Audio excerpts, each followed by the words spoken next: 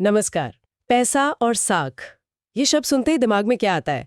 शायद नोट, सिक्के, bank, loan, है ना? ये सब हमारी रोजमर्रा की जिंदगी से गहरे जुड़े हुए हैं। आज हम इन्हीं की तहों में उतरेंगे। कुछ नोट्स और दिलचस्प उदाहरणों की मदद से समझने की कोशिश करेंगे कि ये पूरी व्यवस्था आखिर चलती कैसे है। तो आज का हमारा मकसद है इस गुत्थी को सुलझाना। पैसा क्या है, ये काम कैसे करता है, बैंक बीच में क्या करते हैं, और ये जो उधार या क्रेडिट है, ये किसी की जिंदगी संवार सकता है या फिर मुश्किलों में भी डाल सकता है। चलिए शुरू करते हैं इस पड़ताल को। जरा सोचिए, अगर पैसा न होता तो मतलब दुनिया कैसी होती? मान लीजिए कोई जूते बनाता है और उसे बदले में गेहूं चाहिए, और जिसके पास गेहूं है उसे जूतों की नहीं, उसे कपड़ों की जरूरत है। अब इनका काम कैसे चलेगा? इसे कहते हैं जरूरतों का, क्या कहते हैं, दोहरा संयोग। मतलब दोनों लोगों को एक दूसरे की चीज चाहिए हो, ऐसा मिलना कितना मुश्किल होता होगा। बिल्कुल। और यहीं से पैसे की कहानी शुरू होती है। पैसा एक कमाल का आविष्कार है, आप कह सकते हैं। ये एक मध्यस्थ बन गया, लेन देन का जरिया। अब जूते वाले को सिर्फ ऐसा ग्राहक ढूंढना है जिसे जूते चाहिए।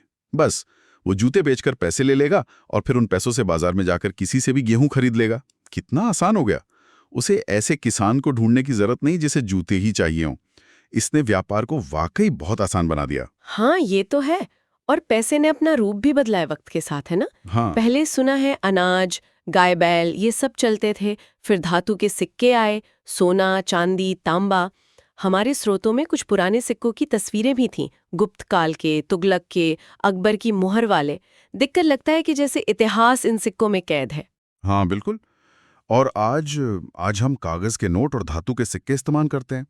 अब सोचने वाली बात यह है कि इनकी अपनी कोई खास कीमत नहीं है। ना ये सोने जैसे कीमती हैं, ना अनाज की तरह उपयोगी। फिर भी हर कोई इन्हें लेने को तैयार है। क्यों भला? क्योंकि इन्हें जारी करने वाली संस्था पर हमें भरोसा है और उस संस्था को सरकार का अधिकार मिला है। भारत में ये काम कौन करता है? भारतीय रिजर्व बैंक, आरबीआई, केंद्र सरकार की ओर से। और कानून कहता है कि भारत में कोई भी रुपए में भुगतान लेने से मना नहीं कर सकता। तो इसी भरोसे और कानून के दम पर ये कागज के टुकड़े या धातु के सिक्के पैसा बन जाते हैं। ये बात तो सही है। लेकिन पैसा सिर्फ नोट और सिक्कों तक ही सीमित नहीं है ना? हमारे पास जब ज्यादा नकद होता है तो हम उसे अक्सर बैंक में जमा कर देते हैं। ये सुरक्षित भी रहता है और बैंक उस पर थोड़ा ब्याज भी देता है। बैंक में जमा ये पैसा भी एक तरह से पैसे का ही रूप है। इसे मांग जमा कहते हैं, डिमांड डिपॉजिट्स। मांग जमा इसलिए क्योंकि हम जब चाहें अपनी जरूरत के हिसाब से इसे बैंक से निकाल सकते हैं। ये हमारी मांग पर उपलब्ध है। अच्छा, और इन मांग जमाओं के साथ एक और सुविधा मिलती है, चेक की। जैसे वो जूते बनाने वाले सरीन का उदाहरण ले। मान लीजिए उसे चमड़े वाले को भुगतान करना है, काफी बड़ी रकम, तो वो नकद देने के बजाय एक चेक लिख सकता है। बिल्कुल। चेक दरअसल बैंक के नाम एक आदेश होता है कि भाई चेक लिखने वाले के खाते से पैसा निकालकर उस व्यक्ति को दे दिया जाए जिसका नाम चेक पर लिखा है। पैसा सीधे एक खाते से दूसरे खाते में चला जाता है, बिना नोटों के लेन देन के। तो करेंसी यानी नोट सिक्के और बैंकों में जमा मांग जमा, ये दोनों ही आज के जमाने के पैसे के मुख्य रूप हैं। और ये पूरी व्यवस्था बैंकिंग सिस्टम पर टिकी है। तो फिर बैंक हमारे जमा किए हुए पैसों का करते क्या हैं? क्या वो बस उन्हें संभाल कर रखते हैं अलमारी में? नहीं, यही तो बैंकिंग का असली खेल है। बैंक जमा की गई रकम का एक बहुत छोटा सा हिस्सा ही अपने पास नकद रखते हैं। भारत में आजकल ये मेरे ख्याल से लगभग 5% के आसपास है। ये इसलिए ताकि अगर कोई पैसा निकालने आए तो दे सकें। रोजाना सभी लोग तो अपना सारा पैसा निकालने नहीं आते हैं ना। हाँ, ये तो है। तो बाकी 95% पैसे का क्या होता है? उस बड़े हिस्से को बैंक लोन यानी कर्ज पर देते हैं। जिन्हें कारोबार शुरू करना है या घर खरीदना है, पढ़ाई करनी है या दूसरी ज़रूरतें हैं, उन्हें बैंक के पैसा उधार देते हैं। तो बैंक एक तरह से जिनके पास फालतू पैसा है यानी जमाकर्ता, और जिन्हें पैसे की ज़रूरत है यानी कर्जदार, उनके बीच एक पुल का काम करते हैं। और बैंक लोन पर जो ब्याज लेते हैं वो जमा पर दिए जाने वाले ब्याज से ज़्यादा होता है। इसी अंतर से, इसी स्प्रेड से बैंक अपना खर्चा चलाते हैं और मुनाफा कमाते हैं। अरे वाह, ये तो दिलचस्प है। यानी बैंक सिर्फ पैसे रखने की जगह नहीं है, बल्कि अर्थव्यवस्था में पैसे को घुमाने का एक जरूरी काम करते हैं। वैसे हमारे स्रोतों में नोटबंदी का भी जिक्र था। नवंबर 2016 में जब 500 और 1000 के नोट बंद कर दिए गए थे। हाँ, वो मुद्रा व्यवस्था में एक बड़ा सरकारी कदम था। लोगों को पुराने नोट बैंक में जमा करने पड़े और बदले में नए नोट लेने पड़े। इसका एक मकसद, जैसा बताया गया था, वो नकदी के इस्तेमाल को कम करके डिजिटल लेन देन यानी बैंक खातों के जरिए भुगतान को बढ़ावा देना भी था, जिससे हिसाब किताब ज्यादा पारदर्शी हो सके।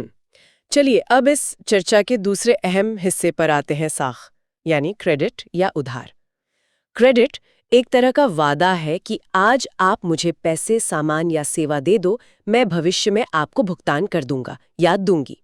ये फायदेमंद भी हो सकता है और खतरनाक भी। दो कहानियों से समझते हैं इसे। पहली कहानी है सलीम की, वही जूते बनाने वाला। त्योहार आने वाले हैं और उसे एक बड़ा ऑर्डर मिला है, बहुत बड़ा। अब माल बनाने के लिए कच्चा माल चाहिए, ज्यादा मजदूर रखने हैं। उसके पास उतने पैसे एकदम से नहीं है, तो वो क्या करता है, चमड़े वाले से कहता है कि भाई चमड़ा अभी दे दो, पैसे बाद में दूंगा। उधार ले लिया और जिस व्यापारी ने ऑर्डर दिया है उससे कुछ एडवांस ले लेता है।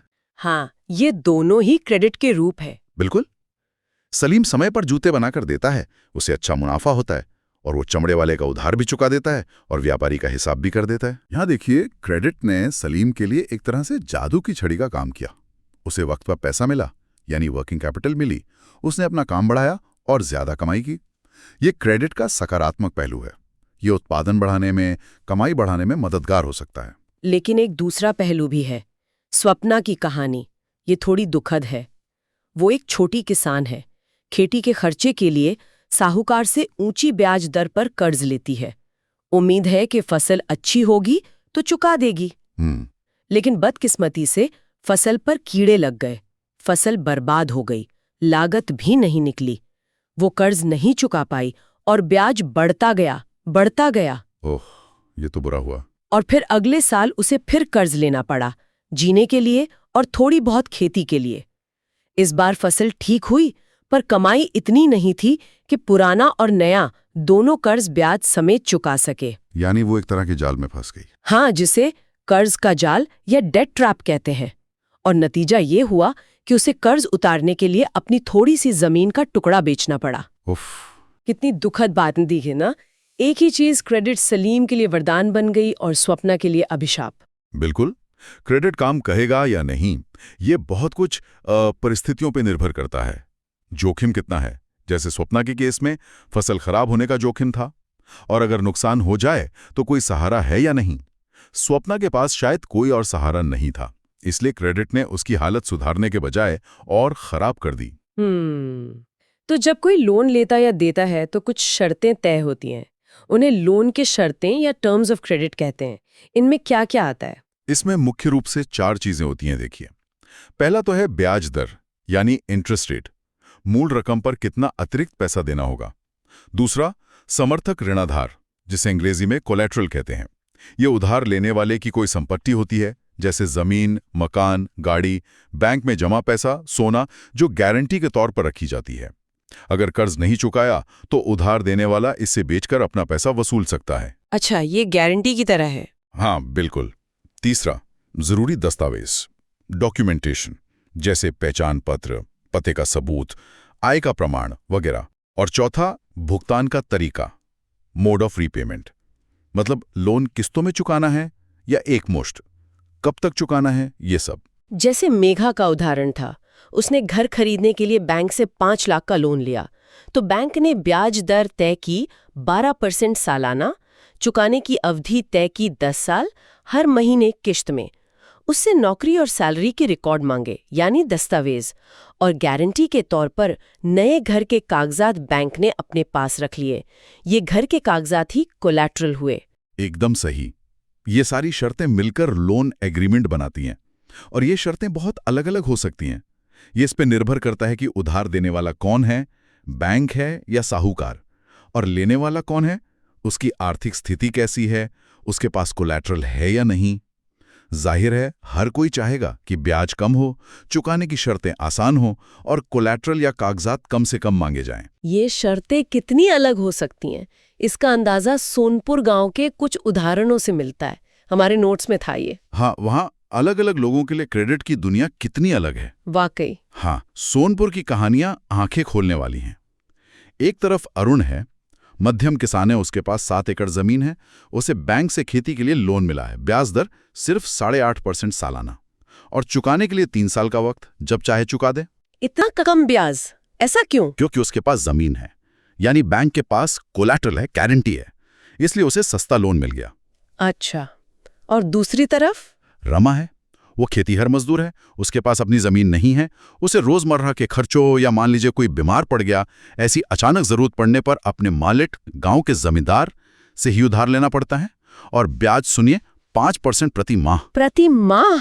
यानी 60% सालाना? बाप रे। हाँ, उसके पास कोई कोलैटरल नहीं है, बैंक उसे लोन देगा नहीं, उसके लिए लोन का एकमात्र स्रोत वो मालिक ही है। वो मालिक के खेतों में काम करके कर्ज चुकाती है, और अक्सर एक कर्ज चुकाने से पहले ही दूसरा लेना पड़ जाता है, वही कर्ज का जाल। बिल्कुल, और एक शामिल भी है वहां, छोटा किसान। पहले वो गांव के साहूकार से 60% पर लेता था, अब एक कृषि व्यापारी से 3% प्रति माह पर लेता है। 3% प्रति माह मतलब 36% सालाना? ये भी बहुत ज्यादा है। हाँ, ज्यादा तो है, पर साहूकार से कम है। लेकिन यहाँ एक शर्त है। शर्त यह है कि फसल तैयार होने पर श्यामल अपनी उपज उसी व्यापारी को बेचेगा। और व्यापारी क्या करता है? वो कम दाम पर फसल खरीद लेता है और बाद में शहर में ज्यादा कीमत पर बेचकर दोहरा मुनाफा कमाता है। एक तो ब्याज से, दूसरा सस्ते में फसल खरीद कर। ओ, तो ये उदाहरण साफ दिखाते हैं कि जिसके पास संपत्ति यानी कोलैटरल है, जैसे अरुण, उसे सस्ता औपचारिक लोन मिल सकता है, जबकि रमा और कुछ हद तक शामिल, जिनके पास गारंटी देने को कुछ नहीं, उन्हें अक्सर बहुत महंगे और कई बार शोषणकारी अनौपचारिक स्रोतों पर निर्भर रहना पड़ता है। एकदम।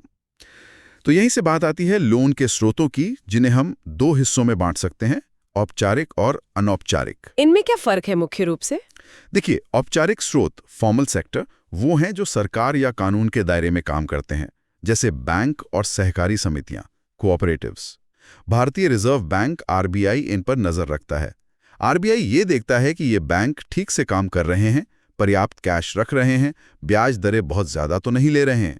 और एक जरूरी बात, आरबीआई ये भी देखता है कि बैंक सिर्फ बड़े लोगों या मुनाफा कमाने वालों को ही लोन ना दें, बल्कि छोटे किसानों, छोटे कारोबारियों, गरीबों को भी लोन दें।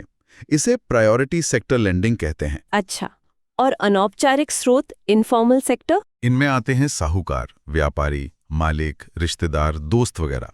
इन पर कोई सरकारी निगरानी नहीं होती, कोई संस्था नहीं है जो इनकी गतिविधियों को देखे। ये अपनी मर्जी से ब्याज दर तय कर सकते हैं, जो अक्सर बहुत बहुत ऊंची होती है, जैसा हमने रमा और शामिल के केस में देखा, 60%, 36%। और पैसा वसूली के लिए भी ये कई बार गलत तरीके अपना सकते हैं, दबाव डाल सकते हैं। हाँ, आंकड़े भी यही कहानी कहते हैं।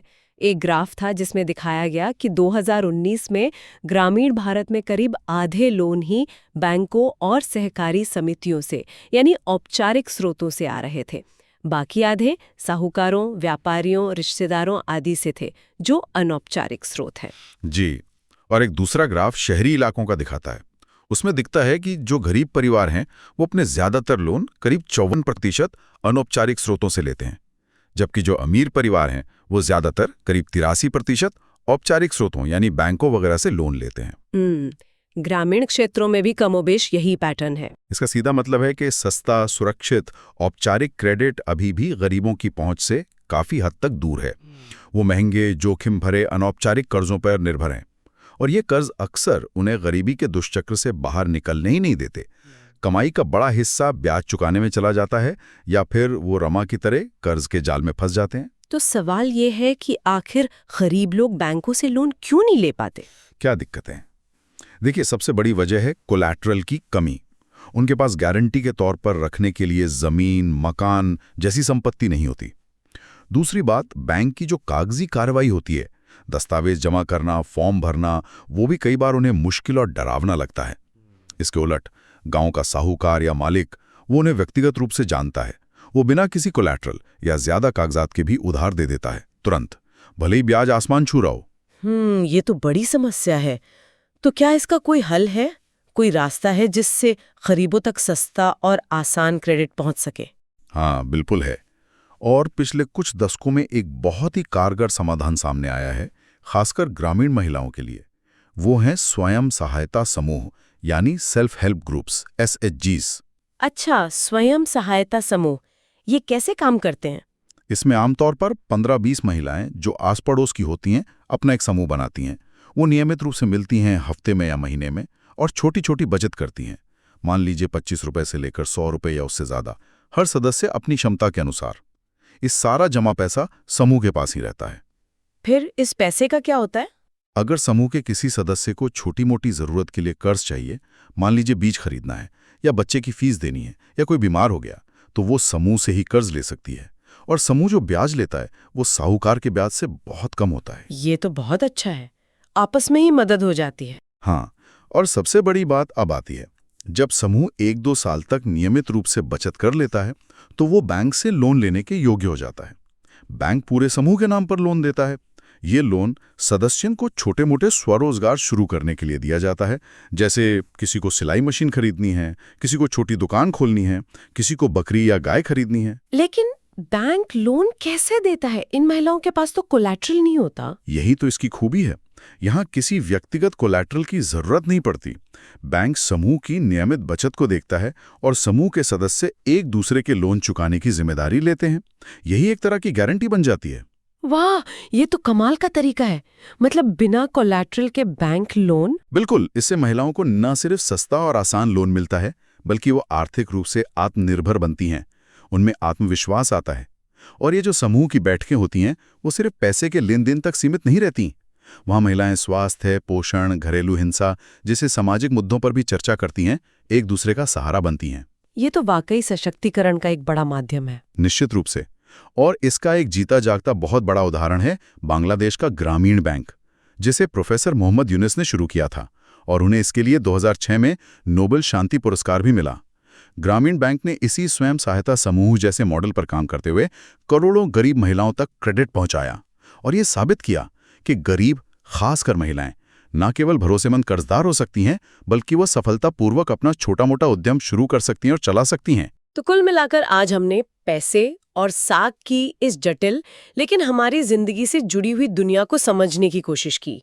हमने देखा कि पैसा कैसे लेन देन को संभव बनाता है, बैंक कैसे जमा और कर्ज के जरिए इस पूरे सिस्टम को चलाते हैं, और ये भी समझा कि क्रेडिट कैसे विकास का इंजन बन सकता है, जैसे सलीम के लिए, या फिर कर्ज के जाल में फंसा सकता है, जैसे स्वप्ना के साथ हुआ। हाँ, और हमने औपचारिक और अनौपचारिक क्रेडिट के फर्क को समझा।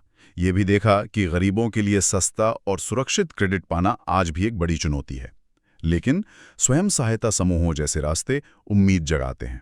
और ये बात साफ है कि देश के विकास के लिए ये जरूरी है कि क्रेडिट सस्ता हो, सुलभ हो और सभी की पहुंच में हो। और यहाँ एक सवाल भविष्य के लिए खड़ा होता है, जो सोचने पर मजबूर करता है। जैसे जैसे टेक्नोलॉजी बढ़ रही है, डिजिटल लेन देन आम हो रहा है, जिसके बारे में हमने नोटबंदी के संदर्भ में भी बात की थी, तो क्या ये टेक्नोलॉजी, ये डिजिटल सिस्टम उन लोगों तक क्रेडिट पहुंचाने में मदद कर पाएंगे जो आज भी साहूकारों पर निर्भर हैं, या जिनके पास डिजिटल दुनिया तक पहुंच कम है या वो उसका इस्तेमाल करना नहीं जानते? ये भविष्य में क्रेडिट व्यवस्था को कैसे बदलेगा, ये सोचने वाली बात है।